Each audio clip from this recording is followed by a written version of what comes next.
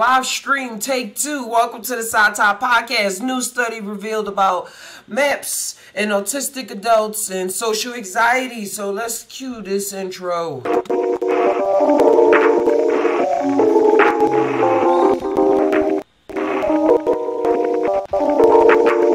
Alright.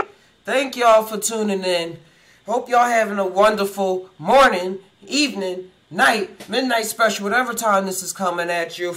Take this energy now that we're all in the same boat. We can start this conversation. I didn't make the last video private yet, but this is like the 12th take. Keep having technical difficulties, but we going to keep going forward with this message because it is a very deep one.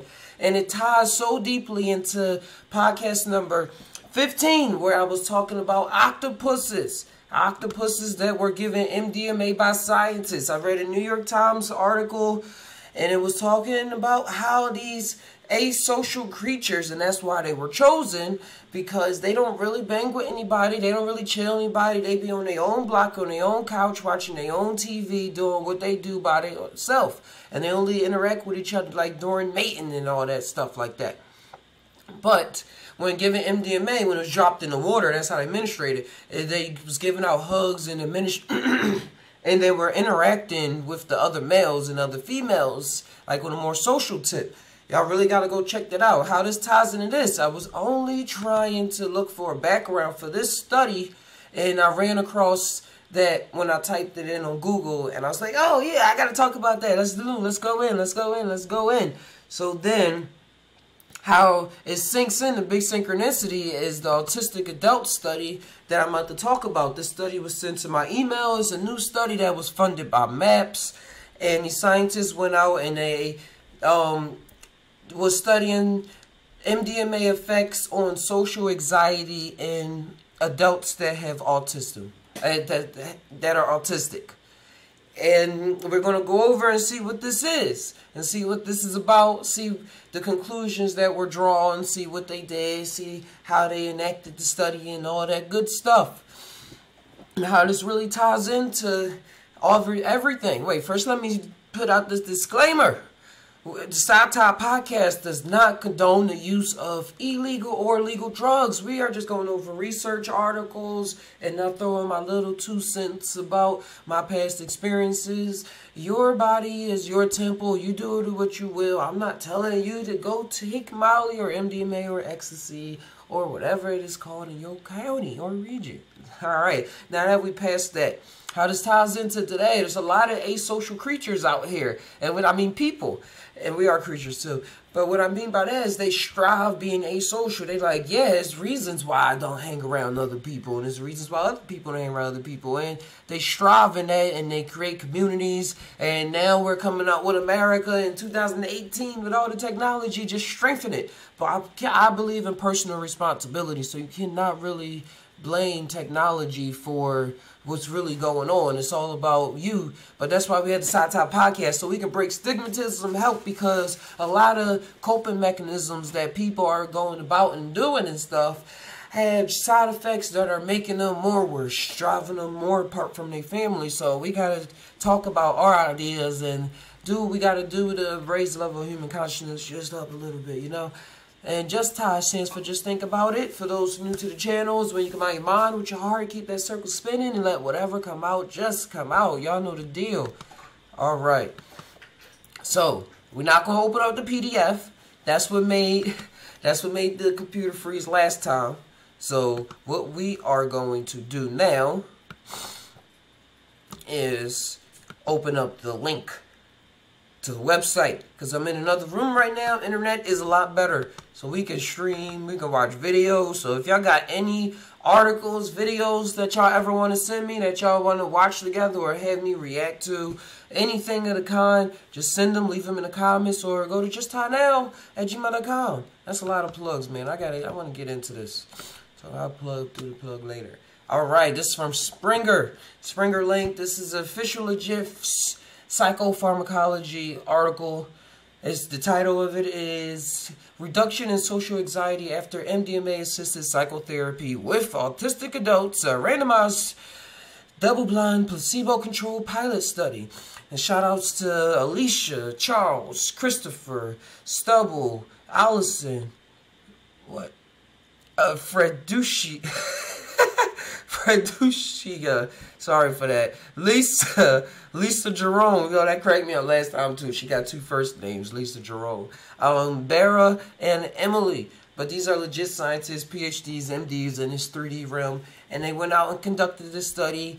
It was first online in September 8th, 2018. I know it was, paper was sent out in July, and it was finally accepted in the scientific world and stuff. And what's that, August 20th. The abstract, what's the rationale? Why did they want to even do this?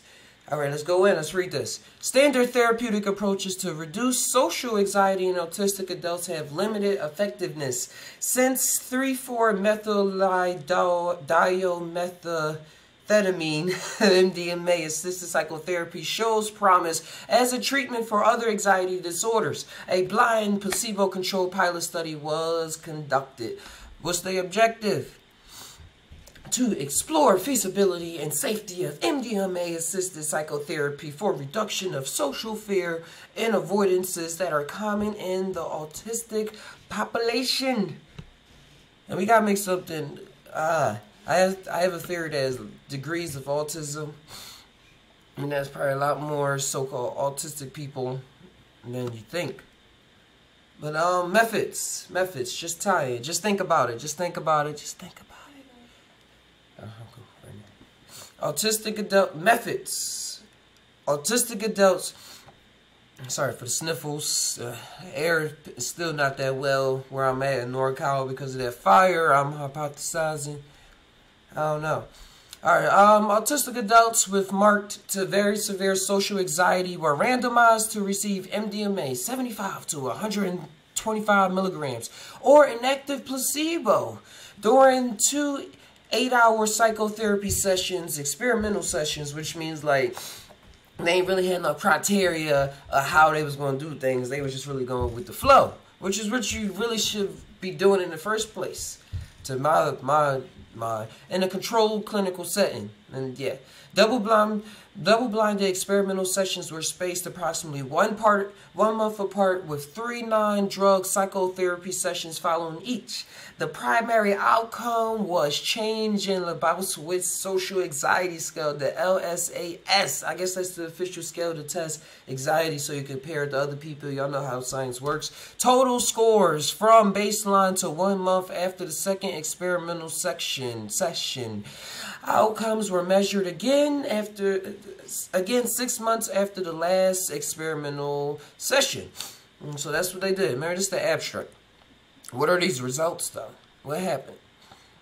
Okay, they seen improvement in the LAS scores from baseline to the primary endpoint was significantly greater for MDMA group compared to the placebo group. Shout outs to the placebo group. I always feel sorry for them because they was going for this study. They probably had a little clue what's going on. They thought their life was going to change, and all they did was drink some salt water or salt sugar pill or something like that. Hopefully they got to do it afterwards, and they wasn't like, oh, this science, you got to go out and get it on your own or something like that. Just my 2 cents. Alright, let's go. And placebo contracted, colons D's efficient. Yeah. Change in LAS scores from baseline to 6 months follow-up show similar positive results with a Cohen's D effective size of 1.1. Social anxiety remained the same or continued to improve slightly for most participants in the MDMA group after completing the active treatment phase. Sorry for that. For the attractive treatment. Blah, blah, blah, blah, blah, blah, blah. Alright, yeah, that's the result. So it worked.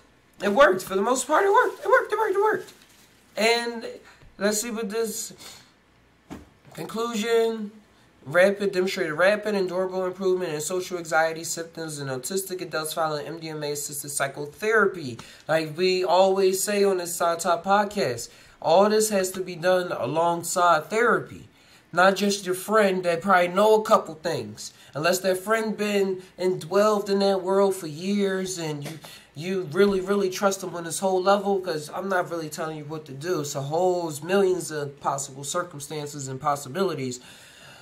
But when it comes to psychologists that have degrees and stuff, the results, and they also have their own psychedelic experiences under their belts as well. They're not just experimenting on you. The results can be very, very astounding.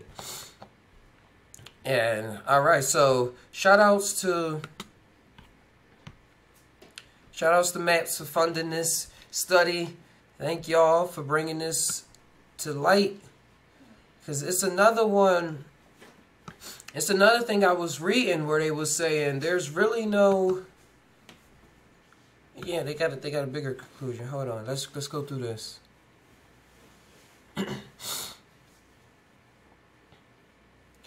Yeah, they're saying what I was saying. Changing the LSAS scores in subjective observations were consistent with the hypothesis that anxiety interferes with social functioning in autistic adults and can be alleviated with a combination of MDMA and psychotherapy, supportive preparation, and integrative aftercare.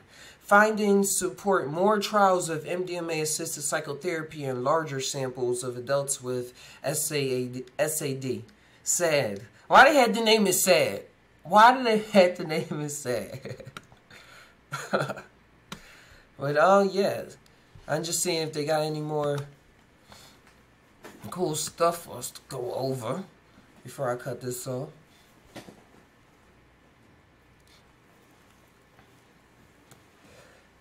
Alright, we'll probably tie a little more on the methods. But yeah, this whole link is going to be in the description if y'all want to go over it on your own time. Or if y'all find something in the article that you want me to go over again that I missed. Nobody's perfect and I stand accused. That's for the Green Day folks out there. 90s babies. Okay. I think...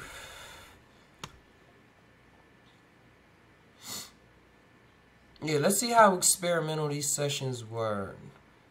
It says study visits took place in a room with a den-like ambiance, which was designed to minimize sensory distress. Example, soft lighting, noise, embankment. Pre-consultation with members of the autistic community features such as elements of nature, fresh flowers, fidget objects for self-regulating through repetitive movement, stimming. Well, they had fidget spinners. And suitable decor items were added to support common autistic preferences. Additionally, the room accommodated aesthetic adjustments for comfort. Examples. What's the example? Seating arrangements, temperature, and had adjacent private laboratory. It was administered around. Participants are given contact. Yeah. Y'all can all go over that when y'all head to town. But I was reading, what I really want to touch on was that, which was near and dear, was that it was no, before this, there is no effective treatment to treat. There's no effective treatment for social anxiety in autism patients from kids to adults, period, yet. At all. They're very non-effective. They don't work. They don't work. And they know they don't work. Like, so with this new study that's coming out, change is in the air and change is in the future. It's been in the ethers in my mind. Now it's coming into the air, and then it's going to start settling into... It's settling so much in the air that people are conducting experiments. As soon as it's going to settle so much in the air that it's going to be in the people's minds that, oh, maybe I don't have to be on 10 pills or give my child 10 pills and have them doped up, and the side effects are making them worse. Just having them sitting there playing video games all day when he got a family there that love him. Or, yeah, sometimes you got to work on yourself. Don't really always try to blame other people. Sometimes you just got to be a little more loving. If it ain't really being taken in as you want it, that just means you ain't really putting it out as you think you are. But that's how we talk on the JUSt TAi podcast. That's the real stuff. That's the real blah. Well, thanks for tuning in to the Psy TAi podcast. I'm so happy that I was able to finally get this episode out all nice and clearly. And hopefully y'all take this message and y'all spread it and share it so that we can awaken and just break the stigmatism of these psychoactive drugs. Because back in the 50s, as y'all know, these experiments, and if y'all check out the past Psy TAi podcast, I will go over some of these studies in detail, and we're going to go over some more. So if y'all see one, send them my way. I'm just tying. But these studies were being conducted and getting so much positive results back in the 50s and the 60s, just like with marijuana. But then, I mean, not marijuana, cannabis. Marijuana, weed is a derogatory term. We will not use those terms on the TAi podcast. After that, they was made illegal, so all these researchers had to go underground. And as I mentioned in the beginning, these scientists are legit. They stay legit, so they don't have the mind of the rebel to say, oh, I'm still going to research these chemicals anyway. And the ones that do, they never going to talk about it.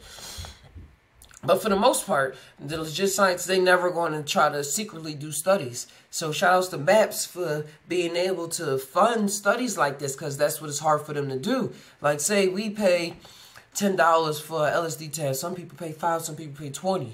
They will have to pay like $3,000 for one, plus have to work up the paperwork and change the mind of the people, get the grant to be able to enact the study to even try to get the money in the first place. So it had a lot of talking has to be shared so that a lot of truth can be spread instead of a lot of shame and false stories. Because a lot of stuff did go bad, well, not bad. A lot of stuff was real loosey-goosey in the 50s and 60s. A lot of people just wanted to put LSD in the waters and give everybody shrooms and just, oh, yeah, yeah. And just think people was able to get over stuff by themselves. But we all need to come together and do all of this together. Because we all have different mindsets. We all come from different backgrounds. We all have different programs. We all have different traumas.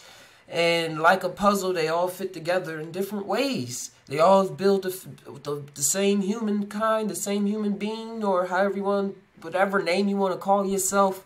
I'm just awareness. But we right here, I'm playing a role as Captain Naga, playing a role as a family man. But since we're using this 3D language, shout outs to shout outs to Flight Cave. That's what we have to come together. We got to do this stuff and share our ideas. And JUSt TAi, JUSt TAi, JUSt TAi. So, man, hold on. I'm trying to see. Yeah, that's what we have. While y'all still here, real quick. Make sure y'all check us out on the Facebook, the Twitter, YouTube. Do what you gotta do. You know. Hit that button, hit that like button, hit that subscribe. I'm messing with y'all. Y'all don't gotta do nothing. Thanks for watching. But sharing this video is gonna get the message out. But that's all. I think I'm gonna end that video right there. Just make sure y'all doing what y'all have to do today and really persevere. When the going gets good, that's when the roadblocks is going to come up. The speed bumps is going to come up. But that speed bump just means you got to slow down and just be aware of what's going on. Look around, look to your right, look to your left, look up, look down, look around, look through some corners, and then proceed. That roadblock is not there for no reason. You projected it. Everything on the outside, in my mind, is things that we project. So that speed bump you made for yourself. So that, or if you, yeah, however, I'm just talking from my mind, you made for yourself so that you can slow down a bit, so that you can catch up with yourself before something else takes over. I was going to say lose yourself, but losing yourself is always when you find yourself, in my book. People hold on to this idea of themselves for too long, and then they come back and be like, oh gosh, they come out of it and be like, oh gosh, that was me. That's what I was doing for so long, man. I don't really know now. What's life? It's the Matrix. All right, with that, we all TAi. But do we really TAi? Sometimes I don't know, dude. Sometimes I really don't know. Till next time, it's Captain Daga saying adios and just gonna keep chit-chatting until I cut this off, because that's what I usually do. I really would like for y'all to join the next chat. We got better internet, but please check out the Patreon so I can be in at least 720p. Right now we in 420, but we still gonna go every day, go strong, doing what we do. So thanks for liking, thanks for commenting, thanks for sharing your articles and your life stories, and yeah, bye.